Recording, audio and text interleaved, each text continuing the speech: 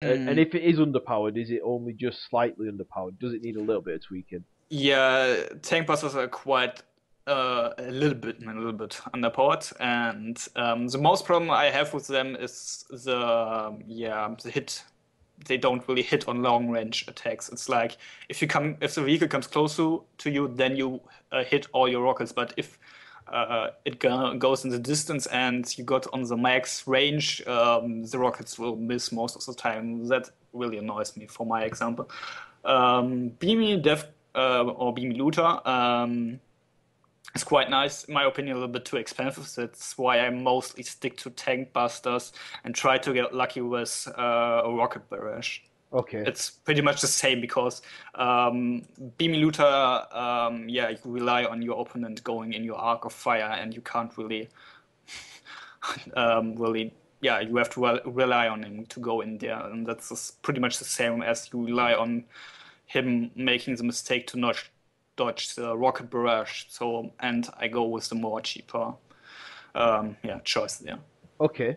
And I suppose we talked a little bit about it earlier, and I didn't really kind of work it in, so my bad there. But you've played the game from alpha, so you got a little bit of a sneak peek at the game. So you've seen the game in its manifestation from the real early stages of the game. And I know there's a lot of QQ and a lot of whine about the game at the current present. You know, I see it every day. I do it myself. You know, I QQ, I whine about the current balance and bugs, etc., etc. But you've seen it from its real raw version, and I've seen videos of how it was in the past. But so from how it was in the past, what do you think the current state of the balance is today, and how much has it improved since those real early days? If you consider that we have 6 races, which is quite a lot, Yeah, it's really good. I mean, outside of a few matchups, which are in most cases, yeah, considered unbalanced because, in my opinion, it's a hero who makes that matchup unbalanced, like Hive Time versus Orcs, which we could come to in the future. yeah, Or Lictor Alpha versus Space Marine, the most famous one, I guess. Um, Outside of that, it's quite nice, I must say. In the early days, like if you go from I didn't really play much the alpha version. We were at one. It was one afternoon, so we played like 3, 4 hours. It's not really made. It's really good to make an impression of the alpha version, so I can't really talk about that. I just banned Shuriken at that time because it was so damn broken. It was not even funny, but I digress. I would say until the 1.3 version, the game was broken beyond belief, and after that, it really gone really better. One from 1.3 to 1.5, was really a huge step, and after that, it really always improved until 1.9, and after that, we got Chaos Rising, which was a few steps back into the balance here line. And the good thing is with the introduction of Retribution, the balance wasn't screwed as much as with the introduction of Chaos Rising. yeah. I mean, I've spoken to guys that played early Chaos Rising, and they would just say they said that Chaos was so overpowered, it was just ridiculous, and the overpowered posts of Imperial Guard that we see now just really kind of just make it just seems that it's more QQ than actual really crying about imbalance at the moment Yeah, because of how imbalanced Chaos was and how not so imbalanced the Imperial Guard are at the moment. yeah, Imperial Guard, it's let's say it's strong, but it's not imbalanced. Yeah, People come fast to the conclusion that something is OP imbalanced. They throw that word way too fast out there, and you can say they are strong, but you can't say they're imbalanced. I must say.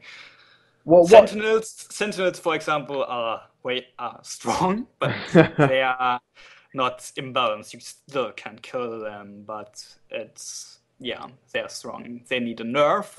that can't be overlooked, but it's not like that makes the whole match up for some cases.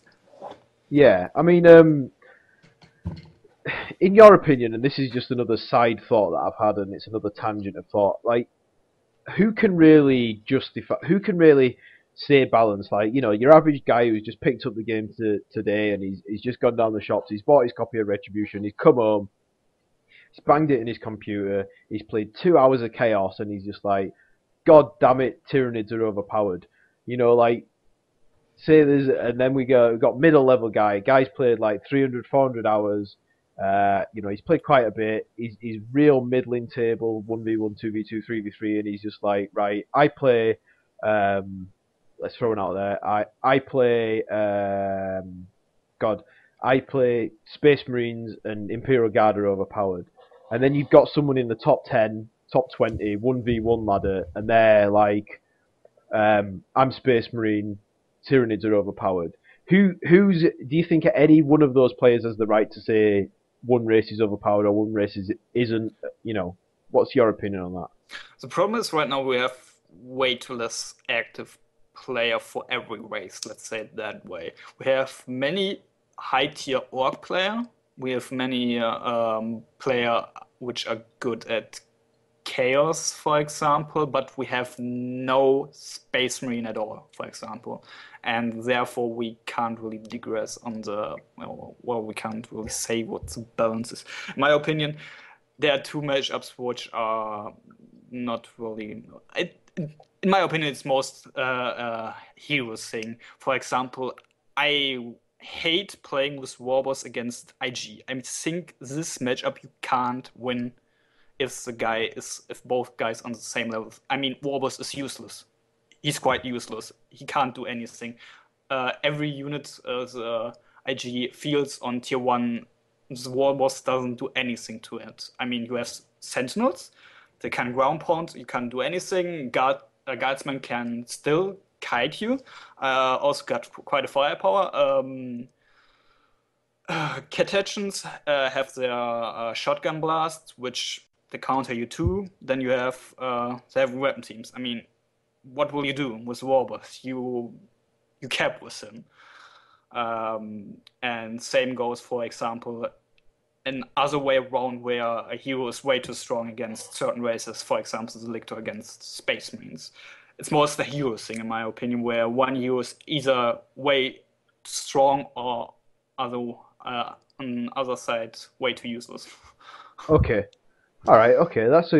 I guess we got a good kind of picture, etc., of what we think of the balance, and I guess I don't want to go too much into it, but I guess like my overview on the situation, even though I'm really disappointed with the way that Relic have handled stuff at the moment, but like if I want to be objective, I could say the balance looks pretty good at the moment. There's a few bugs they need to sort out, and there's a couple of matchups that they really need to take a look at and just tweak slightly, and then they're probably going to be all right, I guess.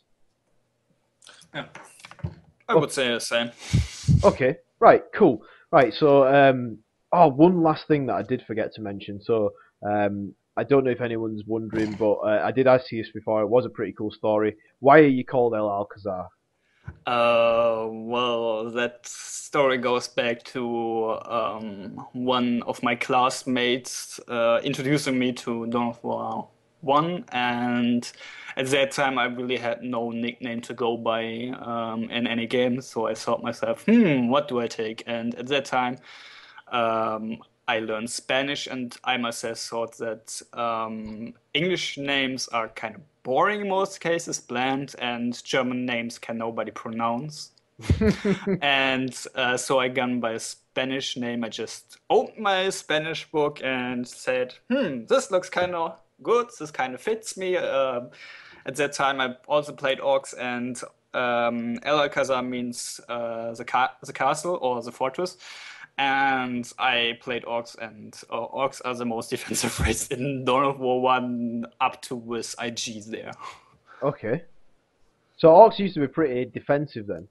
Yeah, and especially in Dark Crusade and Soulstorm, where you gun from in Classic, you played mostly melee builds, and in Dark Crusade Swordstorm, it switched to the ranged builds, also with the meta game and sluggers they are getting nerfed and so on. And so you play pretty defensive with big shooters and building up your defenses because every orc building had guns, and so you could allow yourself to turtle a bit.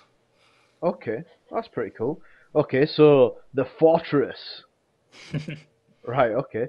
So that's a bit about yourself. That's a bit about the balance of the game. So let's get into it. Like without further pronosticating about stuff, let's get into the game. So we've got JamusMcgamus as the Hive Tyrant. Now we've talked a little bit of balance, and I know we've skewed really heavily on balance in this little chat that we've had before. And the reason that we've skewed very much on the balance side of things is because it was actually Jamus that actually sent me the link to this game, but he sent it to me on talking to HolyHammer about this game, and they both very heavily agreed, without too many spoilers, that Tyranids and especially the Hive Tyrant are overpowered in its current state. So the whole slant of this game is to look at whether we think, me and Alcazar, I haven't watched this game, neither has he, whether we think that this game shows that, and whether this game on a whole shows that these two players may have some kind of basis for their assumptions. So let's get the game underway, and we'll see what happens, and we'll try and talk you through it. So unpause in 5, 4, 3, 2, 1, and go. So good luck from Jamus there. I think it was a ranked game as well. So have fun from HolyHammer. So pretty friendly chat to start with. HolyHammer going for double shooters. Jamus going for double termagants. So pretty standard stuff from both guys. Yeah, problem is you can't really go with melee builds right now against Tyranids. It's quite nice that we got actually the match of the heroes you would normally play in a tournament game. If you would play in a tournament, Tyranid versus Orc, both would pick these heroes. So it's quite good that both got these heroes in an auto match, because yeah, you could choose either one. Yeah. So what are you trying to say there? That these are heroes that you would generally see in a tournament frame as well because of how powerful they are. Yeah, no, just for this matchup, you will normally would play a Hive Tyrant against Orcs, and the Orc would normally play a War Boss against Tyranids. Okay. So HolyHammer sporting the nice, as I've mentioned before, Captain Blunflang or whatever his name is. So pirate Orc flag. Yeah, well, I can't. I'm sure it's something like that. I just can't remember. So both pretty tanky heroes as well. Both have like a snare type ability. So we've got aiming what's that from the big shooters, and we've got the crippling poison from the termagants. A lot of talk that I've seen recently about the overpoweredness of orcs. Overpoweredness of Tyranids focuses around that ability, about the crippling poison ability. Well, it's not really that. It doesn't really matter that much in an Orc versus Tyranid matchup, because both would go for a shooty build. So crippling poison is more like preventing the aiming what's that